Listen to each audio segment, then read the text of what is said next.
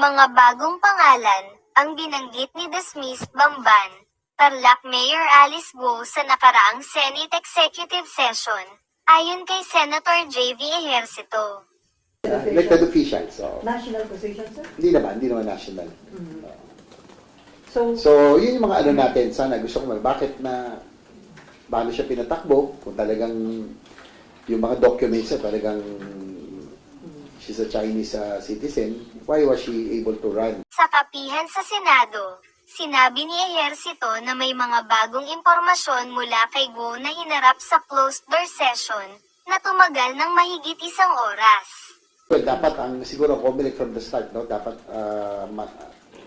pagsuriin na nila talaga yung mga make sure that natural born or naturalized pero talagang Filipino. Ang ano dito yung talagang yung mga nag-benefit doon sa mga late registration no, and thousands of them, no. So yun ang mga dapat bantayan, yung mga nag-late registration, because we do not really know them, no.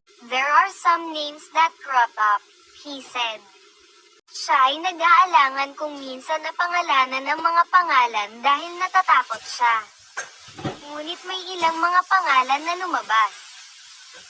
Ano na, nakapasok na. Para kay Ejercito, dapat pagtiyagaan ng mga senador si Guo dahil sinabi nitong natatakot para sa kanyang buhay, ang sinibak na alkalde. Sa naunang pahayag ni Guo na siya ay biktima lamang, sinabi ni Ejercito na maaaring ialok si Guo na maging state witness kung ituturo niya ang tunay na utak at pinaka-guilty sa illegal na Philippine Offshore Gaming Operators, POGO, operasyon sa Bamban, Tarlac. Target naman natin dito to get to the bottom of it, who are really behind. This is International Crime Syndicate. Talagang network ito. That's who we want to pinpoint kung sino talaga, Ejercito said. Siguro si Alice Guo at ang kanyang kumpanya ay kailangan lang na maging secured.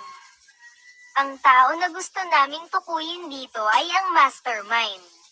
This is an international crime syndicate which involves a big network.